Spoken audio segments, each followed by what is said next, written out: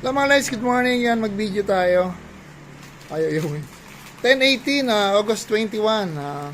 First customer natin, Yamaha NMAX V2.1 yata eh. So, papakita lang natin paano tayo mag-install ng 7 modes, kagaya ng mga Ranger, TDD Night Ranger, saka AES. Marami na kamukha 7 modes na yan eh. Pakita muna natin, dito tayo sa busina. Gumagamit tayo ng stainless bracket na naka-powder coat pa yan. So, yung busina nyo, maski na Europa pa yan, or snail horn kagaya nito, maganda yung pagkakapwesto niya. Maayos yung pwesto niya kasi may bracket. Pakita ko lang, hindi pa kompleto yung harness natin. Ganito tayo gumawa. Ayan, tatlong relay para sa 7 modes na ilaw, kagaya nito, AES. Isa sa busina. Gumagamit tayo ng heavy duty socket para sa ilaw. Ito yung malalaki terminal lang. Tapos request ni Sir, naka-hollow switch selector. Focus. Yung sa busina. Ito, papunta sa switch to na tatlong hollow switch na customize yung bracket. Ayan, ito yung hollow switch. Tapos sa busina, naka-special terminal tayo. May plastic na makapal. Ay, mag-focus. Focus natin. So, ito yun. May plastic to makapal. Ayun, no? Tapos binalutan pa natin. Makapal terminal yan. Yung body ground natin sa tangke para siguradong di mawala na. Siyempre, dadaan yan sa dadaan yan sa fuse bago after ng battery. Kaya safe siya na sa short circuit. Bago natin customer. Pakita natin yung gagamitin natin na bracket para sa switch. Ito yung gawa namin na bracket. Ayun, stainless yan na 3/4 by 3mm. Ayun, mag-focus. Ayun.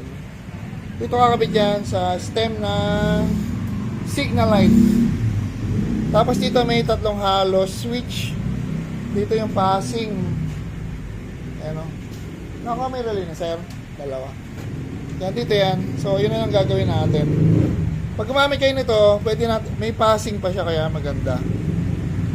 So, syempre yung wiring namin dito, no cutting, no splicing, no electrical tape. Pakita natin yung mga next customer, ADB 150, NMAX V1, saka ano yung isa? Yung sir, yung bracket lang. Dominar bracket lang. So, ayan. Thank you po. Yan mga guys, video na natin to habang sasarado na ni Nash, kinay-cable tayo na. Pakita natin muna yung wiring. Tatlong relay para sa dito, AES na 7 modes. Busina may selector, ito yung socket yung ng heavy duty, malaking terminal yan. Yung busina naka-bracket.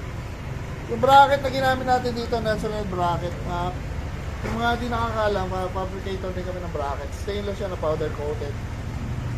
Much better to kaysa black iron na bracket. Ayan o, laki ng ilaw ni Sam. Parang TDD Night Ranger yung same na. Tapos ginawa natin dito, ito, tayo lang rin meron ganito na customize. Sarili gawa kasi namin to, na-call na talaga rito para malapit. So at least yung passing, abot, saka ito medyo malaylay talaga yan. Pero stainless yan na 3mm by 1/4 yung lapad niya. Kaya matibay.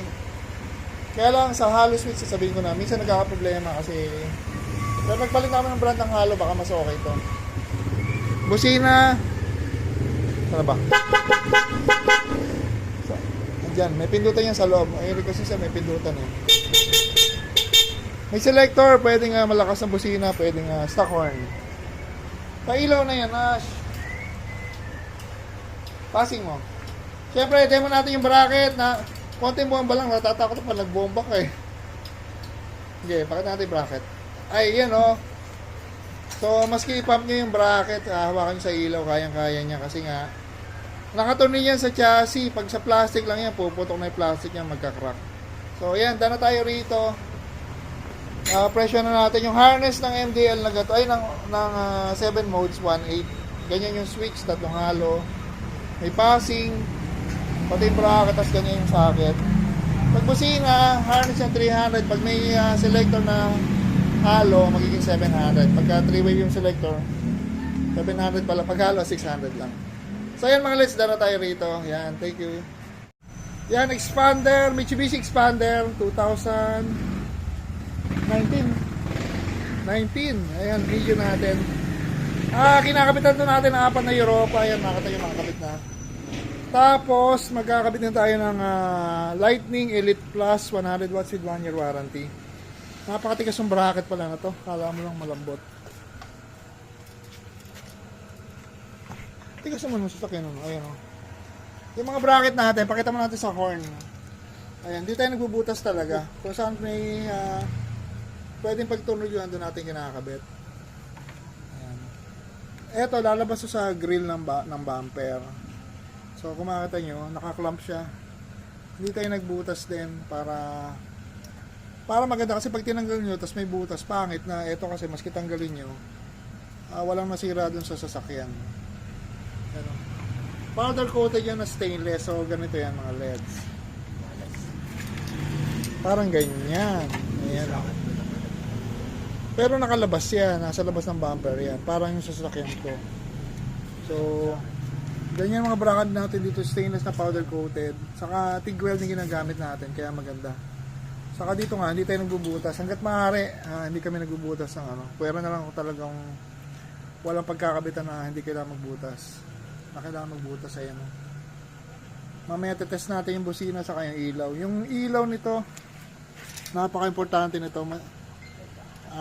Mas malakas o kaysa stock headlight nyo, maski na mga bagong sasakyan pa. Tapos kagandahan nito, may high and low. Parang headlight din sa sakyan. Pag naka-low, syempre mababa. Ang bang kulay ito? May dilaw to saka may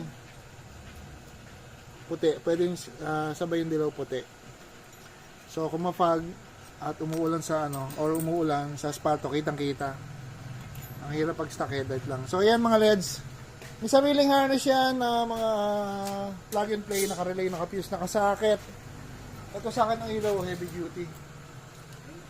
So pag may nasira, tatanggalin sa socket, pwede na palitan.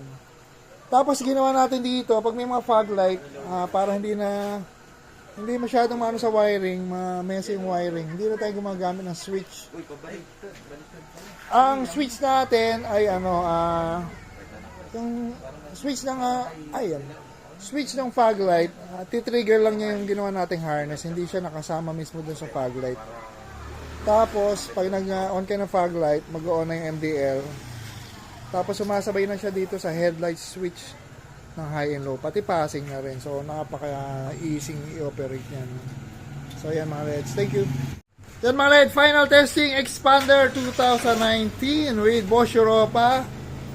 Dalawang set yan ang Bosch Europa at Lightning na 100 watts. Yung Lightning, sariling brand natin yan, Lightning Elite Plus, 100 watts with 1 year warranty. Busina nga sir, pitik lang sir, pitik, busina. Isa pa sir. Ayan. MDL also here. Headlight sir, headlight. Ayan, high and low. High and low sir, ayan o. Pakita natin kung gaano kaliwanag. Ayan o. Pakapatay nga sir yung fog light sir.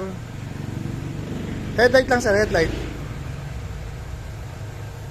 Hi sir. Parang hina. Pero nag-iinit yan. Habang, ano kasi yung projector? Ang projector, pag bagong bukas, mahina. Pag tumatagal, parang mahina pa din. Parang di lumalakas. Matagal na yun. So, yan. Hinintay natin lumakas. Mini driving light on, sir. Ayun o. So, makikita nyo yung difference. Kasi yung headlight ni sir, pina-retrofit niya. Pinapalitan niya ng projector na HID. So sabi niya sir, parang lalong humina yata, parang nabudol. Sabi niya, according kay sir. So makita natin, high and low sir. Palaro mo yung high and low. High and low. Yan, low. So yan mga LEDs, malakas talaga yung MDL natin. Tapos yung fog light ni sir, mababa lang eh. Ano lang siya, ang tawag doon, halogen lang. So yung MDL natin is LED na projector, kaya ganun kaliwanag. Tapos dual color pa, may yellow sa kapote, kaya pwede sa mapag at sa umuulang kalsada, kitang-kita sa asfalto. Malaking tulong yan. Tapos ginamit natin dito stainless bracket na powder coated at harness na customized. Siyempre walang ikakat no cutting no splicing no electrical tape, naka-relay, naka-fuse at naka-terminal. Ganon din sa busina. Inquire nyo na lang kung magkano yung package niyan. So yan. Thank you! Yan, done na tayo mga LEDs Expander 2019. So kinabit nga natin dito 4 na Bosch Europa. Ayun o, 4 dapat. Parang Skyflex. Saka Lightning Elite Plus 100 watt speed, 1 year warranty. Tapos yung mga bracket niyan, puro bolt on lang, wala tayong binutasan sa chassis. Stainless na powder coated. Kukumpara natin yung MDL sa stock headlight ni Sir. Yung stock headlight ni Sir, nalalabuan siya, pinaretrofit pa niya ng HID. Hindi tayo gumawa niyan, pero nabitin pa si Sir. Galing oh. HID nga, Sir. Yung HID mga LEDs, pag inon nyo yan, ang disadvantage niyan, pag nagpassing kayo, madilim. Kasi nga, unti-unti siya lumiliwanag. Natin nyo, ayan. Para siyang kalan na, pag nag-iinit, lumiliwanag. Ganyan ang HID. Parang yan yung max niya eh.